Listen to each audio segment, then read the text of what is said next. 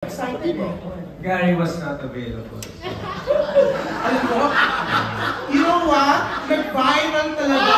Yung naglalakad sila sa California na parang tinatanong ni Martin kung bakit nga ba siyang produce. Isang heart-to-heart conversation habang naglalakad exercise. Sabi ko, bro, I want to know, what made you think of doing a concert for me? And his answer?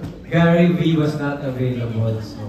No, that's a joke. That's what friends are for. Do you think you're serious, huh? Biro lang yan, ha? Biro. Joke lang yun. He really wasn't available. Hindi ganito po yan.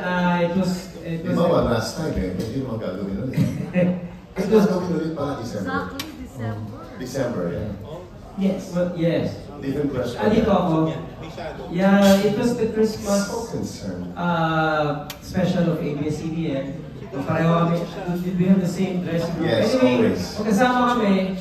So now we were chit-chatting. I was with him, I was with Joy. I think I was with Eugene at that time.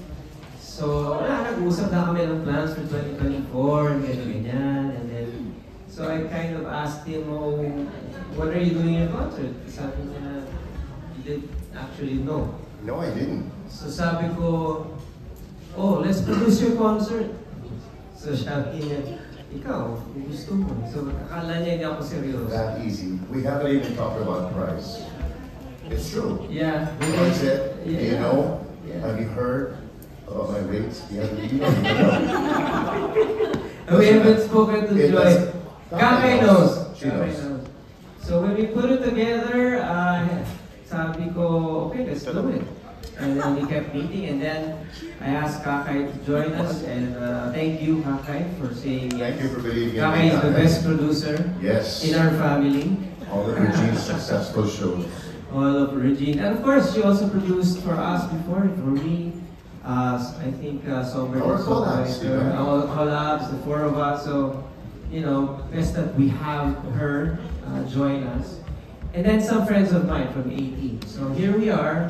We're you know, CC Martin is very humble. You know, very humble. And he doesn't want to be called king. But he is our king. Diba? He is our concert king.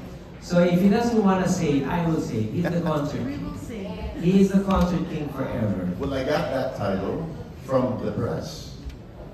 His Okay, name? You know who's the one who called me concert king? Bob Castillo. People's Journal, People's Tonight. People's Journal. But he meant it sarcastically. Kasi galit siya sa akin, di ba ako bakit?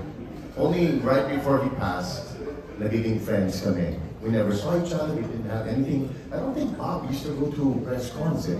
Rarely. Very rarely. So I don't even know what he looks like except sa picture. No? He was being, yung concert king ko, no? Something like that. So it became my title. Ulo pala yung title. Kuno. Concert king Kuno. The concert king forever Kuno. So thank Parang Darna Kuno. So sino si Bob Castillo. You were not born yet. And he's dead? He passed away. Pero inabutan mo siya. I'm sure. Editor pa ng time. Hindi na siya masyado nalalabas. Si Tita Aster pinapalabas niya. Hindi ko siya nabot ng Pedro yan. Aster, you remember? Yeah, kaibigan niya si He didn't like me before, remember? You know, he didn't like me. Neither did you, but anyway.